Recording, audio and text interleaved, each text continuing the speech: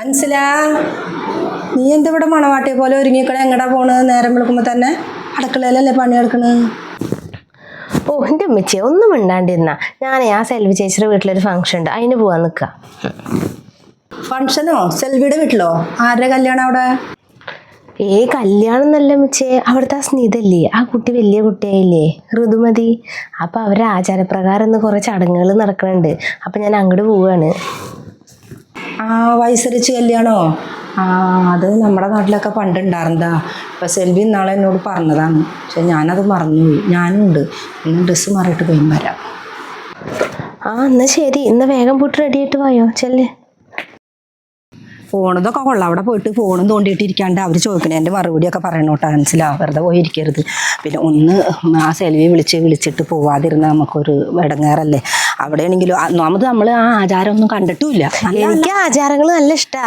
അപ്പൊ വീഡിയോ എടുത്തിട്ട് YouTube channel ഇടാലോ ആ യൂട്യൂബ് ചാനലൊക്കെ ഇടലൊക്കെ നല്ല കാര്യമാണ് പക്ഷെ ഒരു കാര്യം യൂട്യൂബ് ചാനലിട്ട് മറ്റുള്ളവർക്ക് ബുദ്ധിമുട്ടുള്ള പോലത്തെ ഒന്നും ചെയ്യരുത് കേട്ടോ പിന്നെ അവിടെ ചെന്നാൽ ലഡുവും മിഠായിയും പലഹാരങ്ങളൊക്കെ ഉണ്ടാവും അതൊന്നും എടുത്ത് വായിലേക്ക് ഇടാൻ ആണ് കിടക്കരുത് അത് നോക്കാല്ല ആരാണ് ആദ്യം എടുക്കണേന്ന്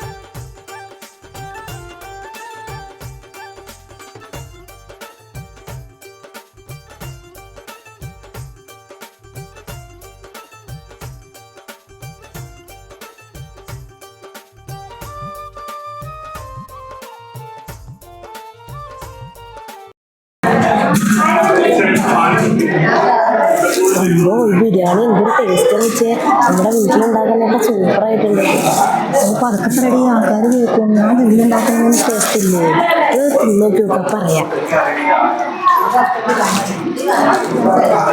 ശരിയല്ലോ നല്ല ടേസ്റ്റ് ഉണ്ടോ വീട്ടിലേക്ക് ഞാൻ വെച്ചിട്ടുണ്ട്